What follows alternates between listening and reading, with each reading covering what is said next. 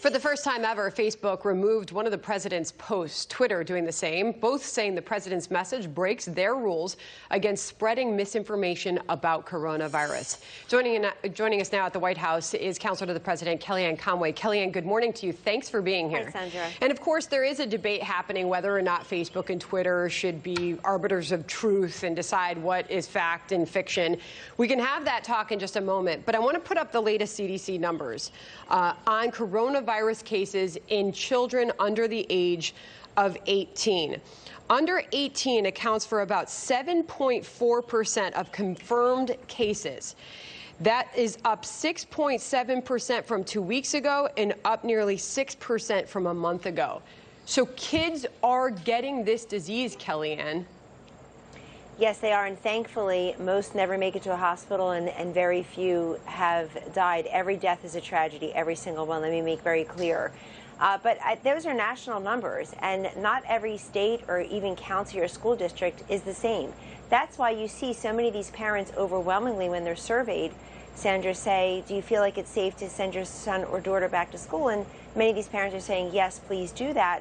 And they're being big-footed by one health commissioner in a county or a school board or a few in the teachers union, and I think we have to take into account what everybody is saying here.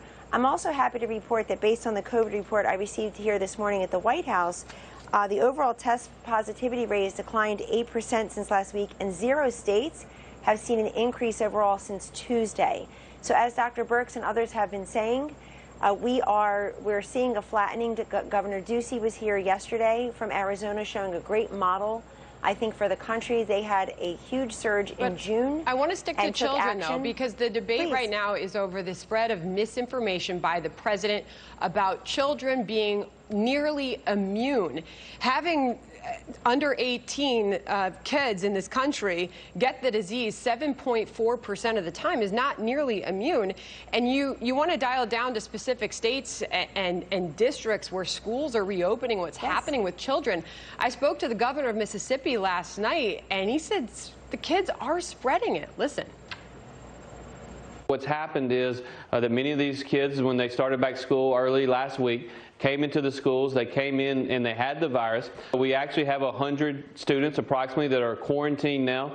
You know, those who want to attack everyone look at that as a negative. I actually look at it as a positive. The system is working whereby we've identified positive cases, we've contact traced those back, and we're trying to protect those kids. So is it helpful for the president to tell parents that children are nearly immune from this and then have it factually spreading child to child in places like Mississippi, where they've opened the doors to their schools?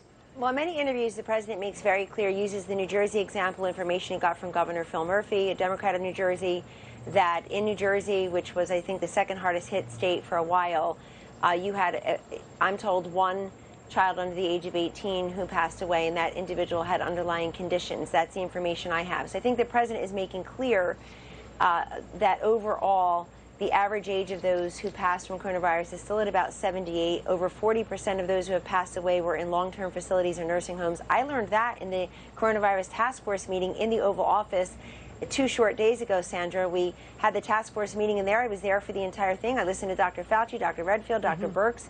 You know, these are the facts and figures. But I think we also have to make very clear that a lockdown and shutdown may work for Joe Biden in Wilmington. It doesn't work for the rest of the country, and it doesn't work for many of our school children.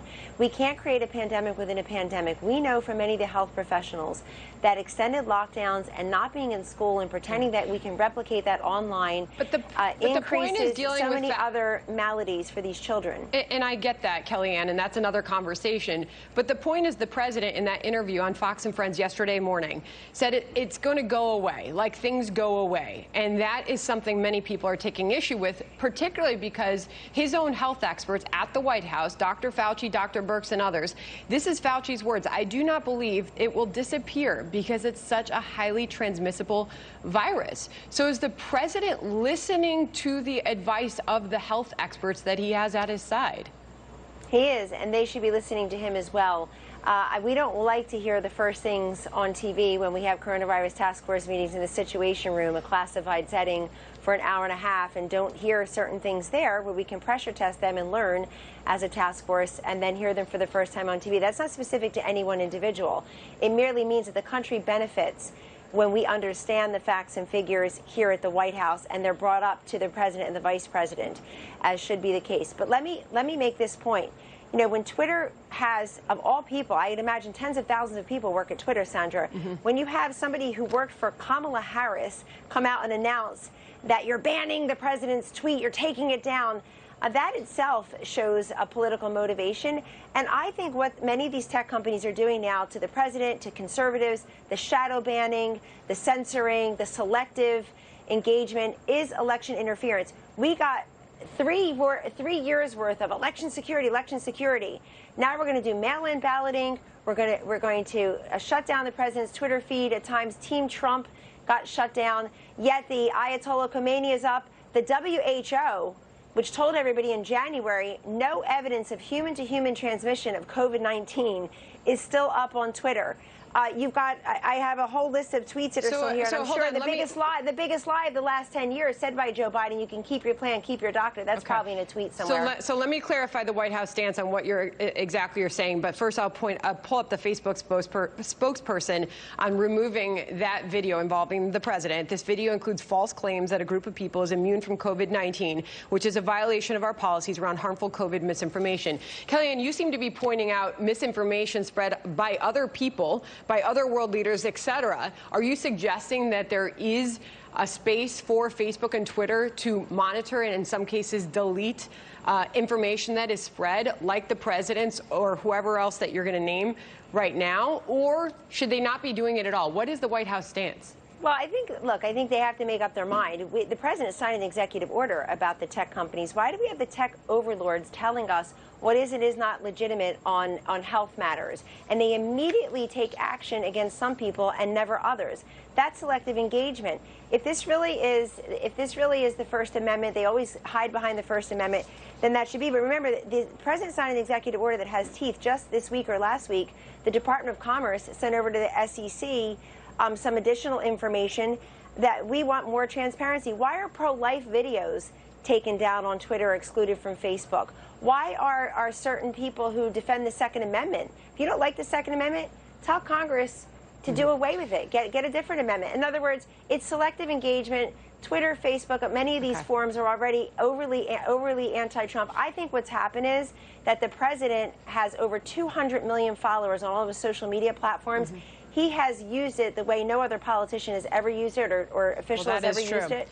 And they don't like that. They don't like the fact that he can use their platforms as a way to reach Americans in a way that that can be debated. But I want to move on to the coronavirus relief package, because as a result of everything we're